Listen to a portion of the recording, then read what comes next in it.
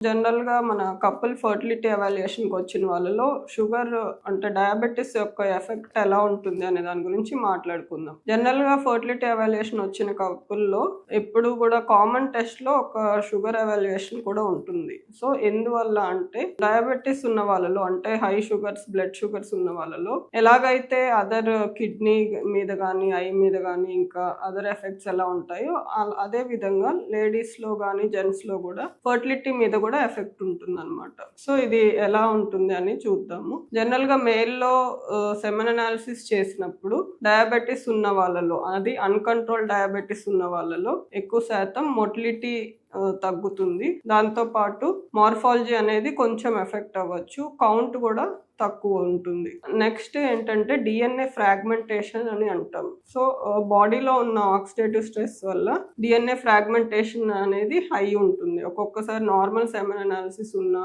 కూడా DNA fragmentation అనేది హైగా ఉండే ఛాన్సెస్ ఉంటాయి. వీటి వల్ల ప్రెగ్నెన్సీలో మిస్‌క్యారేజెస్ కానీ లేదంటే నార్మల్‌గా ఇనిషియల్ ప్రెగ్నెన్సీ రావడమే కష్టం ఉండడం కానీ ఇట్లాంటివి చూస్తుంటాం. సో, ఇంకా న్యాచురల్ ప్రెగ్నెన్సీలో ట్రై చేసే వాళ్ళలో జెంట్స్‌లో కొంచెం డిక్రీజ్డ్ లిబిడో గానీ ఇలా కూడా చూస్తామన్నమాట. అదే విధంగా ఫిమేల్స్‌లో ఎలాంటి ఎఫెక్ట్ ఉంటుందంటే ఎగ్ క్వాలిటీ గానీ ఇదే సేమ్ ఈ ఆక్సిడేటివ్ స్ట్రెస్ వల్ల ఎగ్ క్వాలిటీలో ఎఫెక్ట్ ఉంటుంది. దాంతో పాటు ఇంప్లాంటేషన్ అంటే బేబీ అతుక్కోవడానికి యూజ్ అయ్యే ఫ్యాక్టర్స్ కూడా ఆక్సిడేటివ్ స్ట్రెస్ వల్ల కొంచెం ఇంప్లాంటేషన్ కూడా తగ్గుతుందన్నమాట. ఒకవేళ ప్రెగ్నెన్సీ వచ్చినా కూడా హై షుగర్స్ ఉన్నప్పుడు బేబీ మిస్‌క్యారేజ్ రిస్క్ అనేది ఎక్కువ ఉంటుంది.